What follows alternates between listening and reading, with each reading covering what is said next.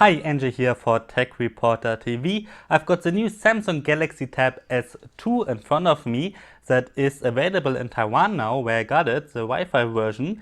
And in this video we want to unbox the new high-end tablet from Samsung. So let's get to it. The Wi-Fi version costs around 399 US dollars and in Europe, I guess 399 euros, although it won't be available in Germany, the Wi-Fi version of this one, and I don't know about other European countries, but the LTE version will definitely be available, and also the Wi-Fi and LTE version of the 9.7-inch tablet. The other version of this one, and the hardware is identical, only the display size is different. Let's put it to the side first and let's look inside the box. We have a micro SD card in eject tool here, which is quite nice because the tablet still has a micro SD card slot. Samsung isn't giving its smartphones a micro SD card slot anymore, so I'm glad that the tablets still have one. Then of course we have the standard micro USB to USB 2.0 cable, a power plug, and a headset, which is quite nice. Most manufacturers only put the charger inside the box and nothing else, no accessories, but we have a headset here and the spare earplugs. So this is quite nice. Let's take a look at the tablet itself then, and we move it from this plastic thingy, and there we go. This is the new Samsung Galaxy Tab S2 8.0. One of the main differences compared to the previous version, the Galaxy Tab S that was introduced almost exactly a year ago, is the display format. Previously, Samsung always shipped displays with a format of 16 by 10 or 16 by 9, and now we have a display with 4 by 3, like the iPad mini, iPad Air, or the Google Nexus 9. And I like this format, so it's good that Samsung decided to use it. At least that's my opinion. Other people might think differently. It's actually not that good for videos though, because you will have black bars at the top and the bottom. Alright, let's go around the device, and there we have something very nice. We have a metal bezel here around the device, which is quite nice. It makes the tablet feels more high-end because of it. And previously the Samsung tablets mostly had plastic, that's it, except for the Galaxy Tab 7.7, I think. Yeah, and this one has a metal bezel, which is quite nice, but on the back we still have plastic. It doesn't feel like cheap plastic, and you don't see fingerprints. It's not a glossy back, so that is quite nice, but it's the plastic on the back, but it feels way more high-end than the previous Galaxy Tab, as all the other tablets from Samsung. And what's quite nice as well is that it's very thin, only 5.6 millimeters. That's thinner than the iPad Air, thinner than the new Xperia Z4 tablet, and yeah, it's one of the thinnest tablets out there, if not the thinnest. But I think some Chinese manufacturer actually released one with the same thickness before. Okay, we have here the micro SD card slot, the volume rocker, a power button. On the top, pretty much nothing. Same goes for here. And on the bottom, of course, we have the micro USB port, a headset port, and 2 speakers.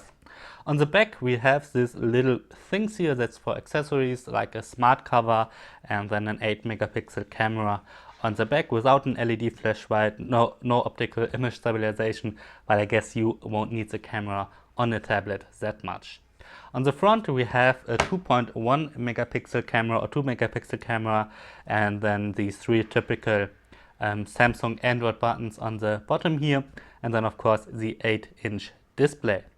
What's quite nice about this button is that there's a fingerprint reader integrated, like on the Galaxy S6, S5 Note smartphones.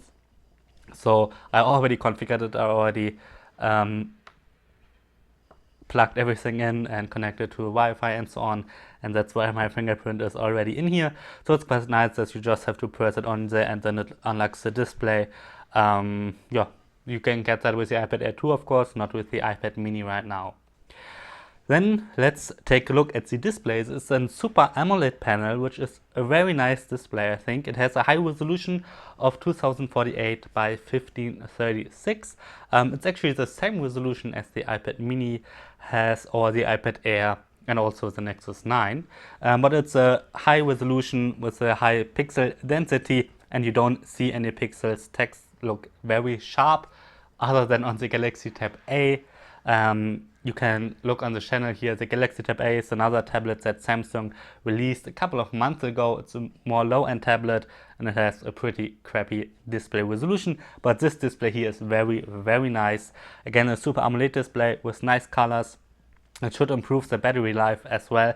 There's a 4000 milliamp battery inside, and I think the runtime should be pretty good with the Super AMOLED display. And yeah, what else can I say about it? The viewing angles are quite nice. It's actually quite bright. I had to dial it all the way down, almost all the way down, because of the lighting conditions here.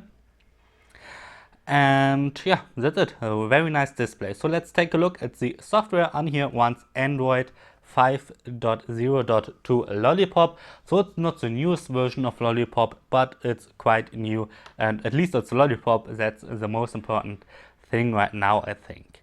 On top of it, obviously runs the own TouchWiz UI from Samsung, and I like it more than I used to. It's not as heavily customized. Of course, everything looks a little bit different compared to standard Lollipop to vanilla Android. But I think it's not as bad as it used to be. I actually quite like it. It's the same interface that we saw on the Galaxy Tab A, but also on the Galaxy S6 and so on. Not quite as on the Galaxy Note 5, the new one, because we don't have an S Pen here.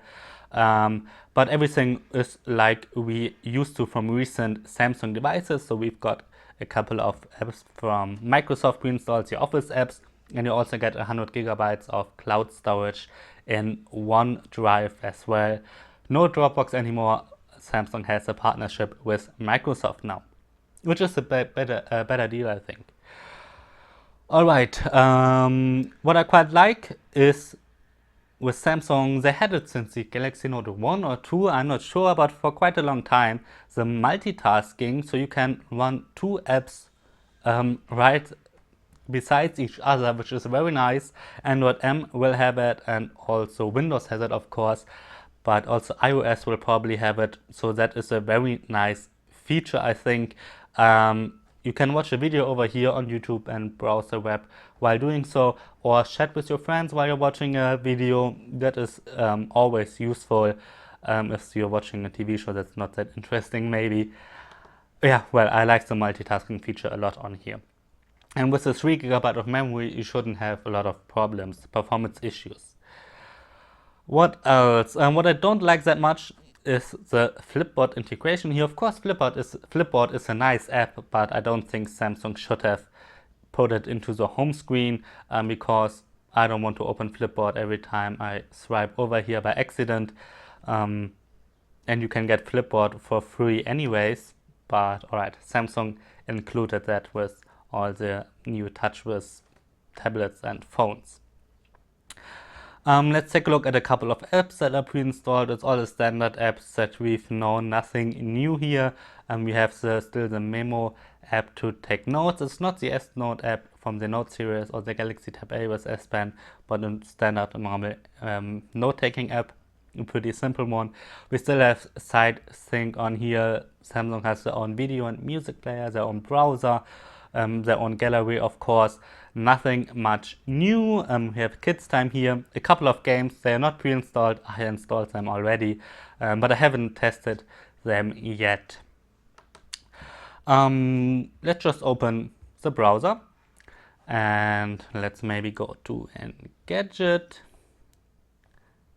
There we go. What I actually quite like about the keyboard is the numbers row above the letters. Not every manufacturer includes that with a tablet, even though the screen is big enough. Samsung does, as one of the few manufacturers who does actually, and it makes it a lot easier to type passwords, or if you actually want to be productive and write maybe longer articles or something, then the numbers row is quite useful, I think. I don't think we will have any performance issues here. Let's take a closer look inside the hardware. There's an Exynos chip inside that is made by Samsung itself. It's an octa-core chip, 4 4 CPUs of it run with 1.9 GHz, the other 4 with 1.3 GHz. It's not the newest one from the Galaxy S6 lineup, but it's quite powerful. It should be alright, I think, together with the 3 GB memory inside.